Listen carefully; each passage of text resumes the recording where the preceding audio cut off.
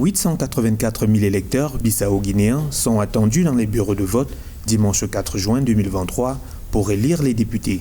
20 formations politiques et 2 coalitions sont en lice pour le scrutin qui va permettre de renouveler les 102 sièges de l'Assemblée nationale. Ces élections revêtent d'importants enjeux pour l'environnement politique de ce pays d'Afrique de l'Ouest en proie à l'instabilité depuis une décennie. En mai 2022, le Parlement avait été dissous par le président suite à une crise profonde.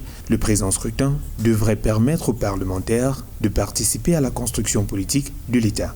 Les prochaines élections législatives pourraient être une sorte de crise institutionnelle en Guinée-Bissau, qui reste un pays trop instable depuis son indépendance en 1974. Il y a beaucoup d'espoir pour que l'ancrage démocratique puisse être une réalité dans ce pays. Il n'est pas exclu que ce parti puisse revenir très vite au pouvoir. Donc la cohabitation sera évidemment inévitable. Si les partis politiques engagés dans ces élections signent un code de bonne conduite, rien ne garantit que l'issue des élections sera acceptée par tous après la sortie du président Umaru Sissoco Embalo, qui laisse planer l'ombre de la continuité de l'instabilité, le risque d'une éventuelle crise post-électorale.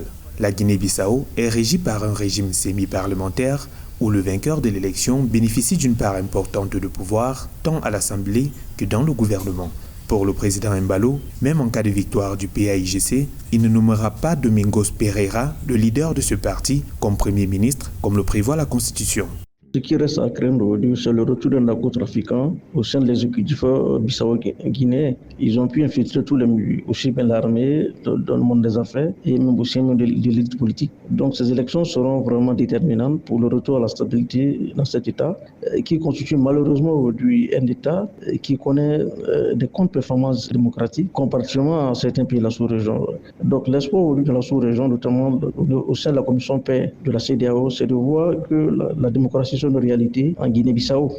Le président Umaru Embalo projette, en cas de victoire de son parti, une réforme de la Constitution pour mettre fin à ce régime politique semi-parlementaire pour, dit-il, instaurer un régime présidentiel.